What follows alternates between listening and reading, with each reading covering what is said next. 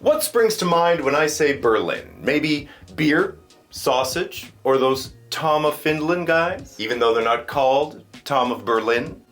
If you thought those things, then you would be absolutely right. Those things and the images of those things are literally everywhere. Honestly, my impression of Berlin going into this was that you could find anything you wanted or desired in the city, where there were no boundaries and one was free to explore their wildest fantasies. But does reality stack up to the expectations? As a gay guy visiting Berlin, was I impressed by the amount and variety of sausage, or did I leave hungry and unfulfilled? These non-traditional type travel videos that I do not run down a list of places that you need to visit on your trip, but rather I rate a place based on how inviting, inclusive, and safe it is for a queer person to visit. Which leads me to the ultimate question, Berlin.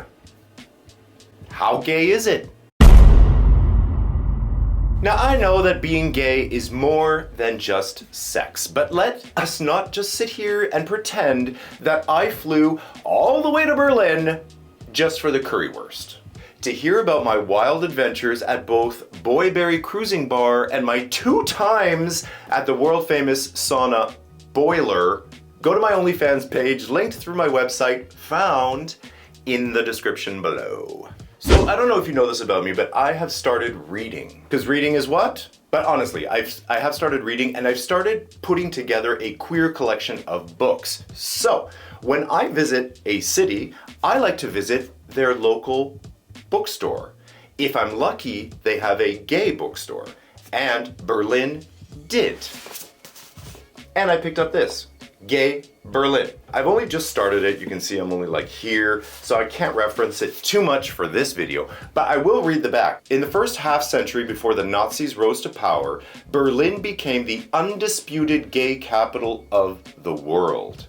Activists and medical professionals made it a city of firsts. The first gay journal, the first homosexual rights organization, the first institute for sexual science, the first sex reassignment surgeries, exploring and educating themselves and the rest of the world about new ways of understanding the human condition. So 1 gay point for Berlin. As I mentioned, when I travel and I go to these cities, I'm discovering the gay. Part of that gay obviously has to do with sex. Sex.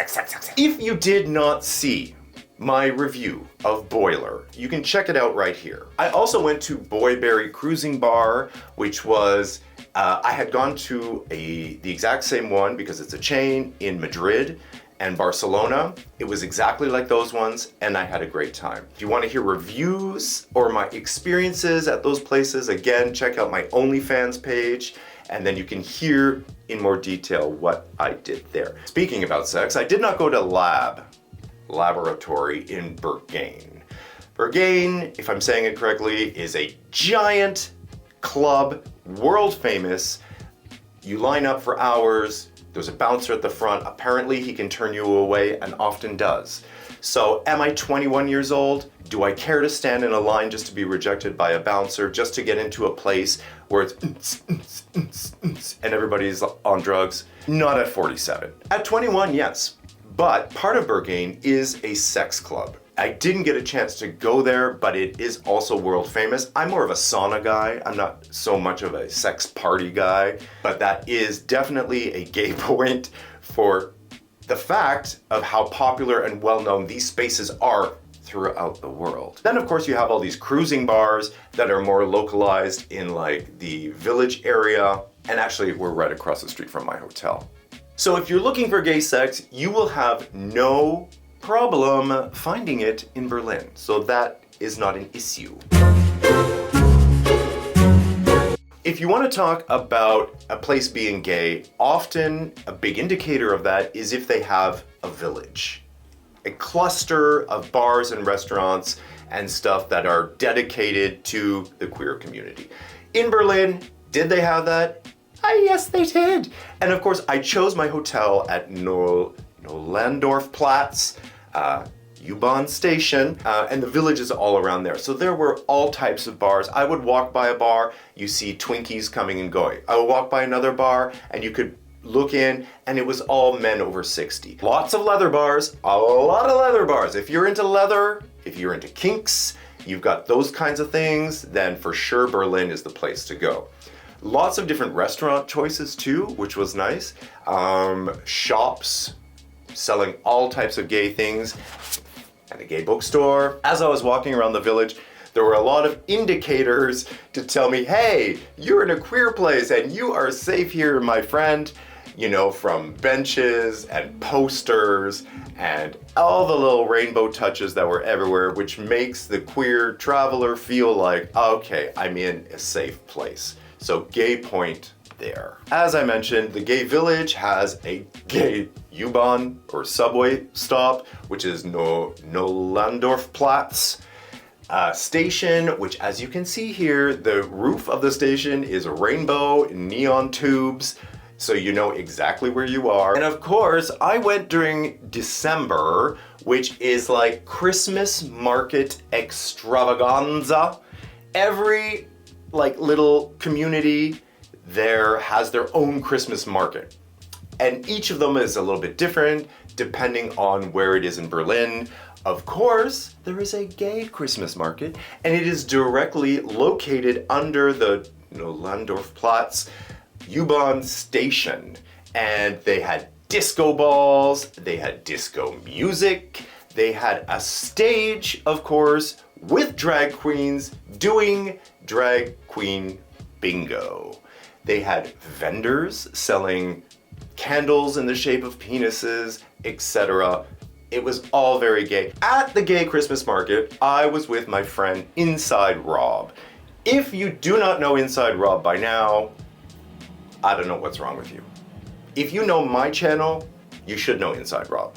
He talks about saunas, he gives sauna tours, and he's easy on the eyes. So he is living in Berlin. He was showing me around. We went on a hike in the woods. If you don't know Inside Rob, I'm linking his YouTube channel down below. Go follow him, show him love, show him support, tell him that I sent you. The fact that Inside Rob lives in Berlin is a gay point for Berlin, for sure. And hey, if you're liking this video, make sure to leave a like and subscribe to the channel so you don't miss a thing. And if you're a fan, why not consider becoming a member of the channel by finding the join button on the right-hand side of the main channel page.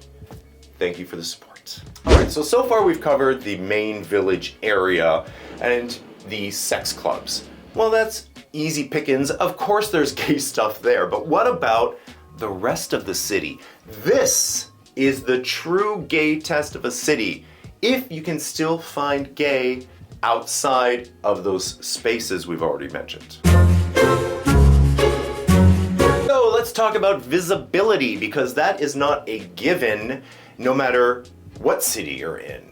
And there was visibility in Berlin. I was not even looking for it, but it appeared. There I am on the U-Bahn, minding my own business, and a woman enters, and she's standing relatively close to me because it was busy, kind of rush hour time. And then there was two other girls to my right, and I noticed they caught my attention because they were kind of whispering and snickering. And I was like, what are you whispering and snickering about? So obviously I was curious, and I look over at the woman who had just walked onto the U-Bahn.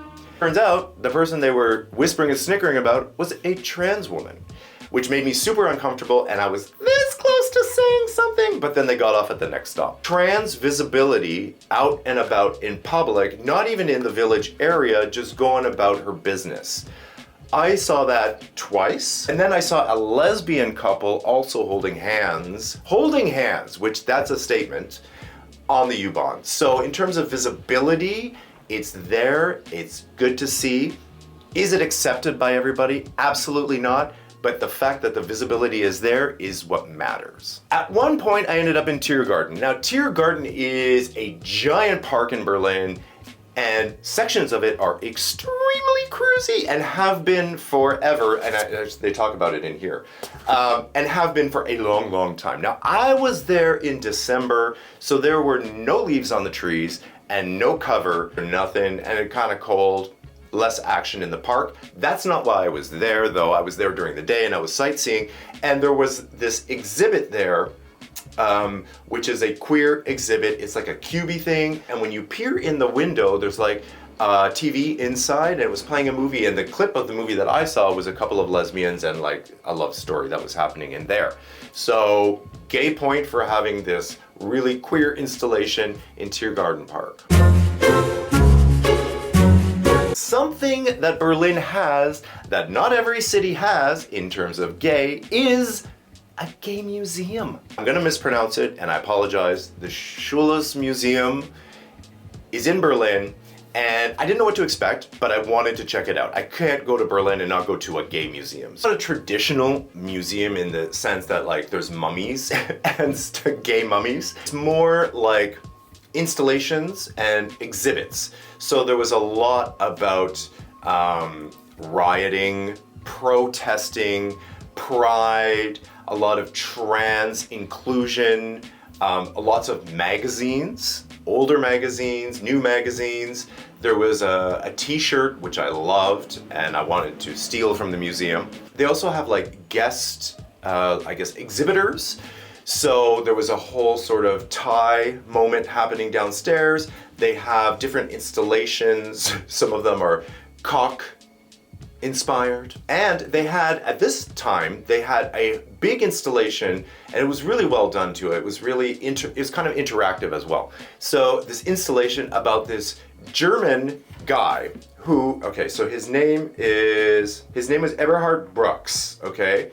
And he was born in Berlin. He ended up, didn't have a choice. He was conscripted into the whole Nazi thing. But during that whole time, the point is, the Nazis didn't like the gays. But during the whole time, he was corresponding with the man that he loved, putting his own life at risk. And they have the love letters there that he had written all the way back then. There's photographs, the letters, and all of the history of that story. So that's what the museum is about. And that's what's so important, because that is gay history. It's one man's story, but it's the story of so many of us. I went in expecting one thing. I came out realizing that that museum was something else, but actually something more important.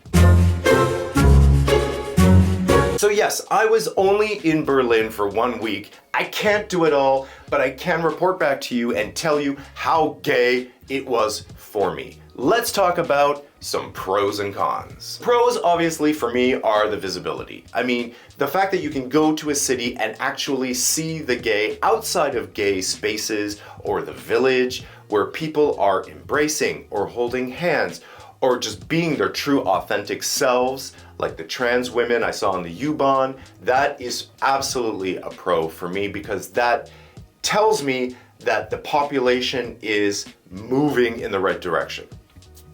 The other pro that I would say is the sexual liberation that you find in Berlin. If you're into it, it's there. If you want to try something new, you can. The non-judgmental, mind my own business attitude allows folks to really flourish and become truly who they are. So nowhere is perfect. Let's talk about a couple of cons. One of the cons is it was very almost underground. So it wasn't all in your face. This could be a pro, this could be a con. Some people would say, I like that it's tucked away. I like that sort of hiddenness of it. Yes, but on the flip side of that, it's also a con in the sense that, does it need to be hidden? Is it hiding for a reason? Is there a bit of shame attached to the whole, an underlying shame attached to it? Another con I would say is that everything closes on Sunday. Now, this isn't not necessarily a gay thing, but it kind of is, because the reason it closes is because the city or the country is still quite religious in a sense. And actually, I was there on a Sunday and church bells were ringing all over the place. I remember when I was a kid growing up outside of Toronto, things were closed on Sunday, and it was a religious thing because you're supposed to go to church and you're supposed to rest on Sunday. I don't mind resting, but don't close everything because of religion. Like, I got shit to do. It reminded me of back then, so it feels a little backwards and old school to have everything closed because of religion. And when I think of religion, I don't think of anything good gay. Alright, so as a tourist, having spent only a week in the German capital, keep that in mind, and sometimes, you know, I was seeking out the gay, sometimes I was just minding my own business, you know. I've come to this very simple conclusion. Berlin is a cosmopolitan city full of things to see and do, even in the winter, but especially during the holiday season with all of the winter Christmas markets. I was surprised by how quiet it is. Not that there aren't stuff happening. Lots of stuff is happening, but it's very quiet. Like, Toronto is so loud. Like, I find myself walking down the street on my cell phone. I have to yell. So there are trucks, there's construction, but Berlin was very quiet. It just felt very quiet, which was, I wasn't expecting that for such a large city with so many people. There's also no traffic. I never saw traffic. Cars were moving, no problem. The traffic flow, which I love because I don't drive in the city because of traffic. Toronto has one of the worst traffic in the North America or the world, something, I don't remember the list, but it's bad. So traffic was moving, I loved it. Part of the reason is because they have amazing transit. Their transit system, their bus system, the U-Bahn, the S-Bahn, that everything just runs as it should and covers all the area. A nice bonus for people who speak English and not German is that everybody speaks English. Also, I found that it's a lot more affordable for tourists than other major European capitals like London or Paris. And you know, for being such a large place, sometimes when you have a large city with a lot of people, the folks are not that kind, but these people were kind, they were very honest, they're not gonna beat around the bush, and I never once felt in any neighborhood unsafe. Even though sometimes I got lost and I didn't know where I was, and it was very quiet, and sometimes dark, but I never felt unsafe. It also offers the gay tourist a chance to enjoy a quiet drink at a local bar, or like a full-on testosterone-fueled orgy at Lab. Also, important to note, aging doesn't seem to be such a big problem there. Like, from the bars to the sauna, men over 60 were everywhere and they were absolutely enjoying themselves and others. I really have no choice but to give Berlin 10 rainbows out of 10. How gay is Berlin? It's really super gay. My channel is made possible through the support of my patrons. Patrons of my channel get advanced access to videos and behind the scenes content. And for a deeper dive, why not sign up for my newsletter? It's absolutely free and full of discounts on fun stuff for you to enjoy. For all the ways you can support, just go to patrickmarano.com, linked in the description below. And I will see you in the next video.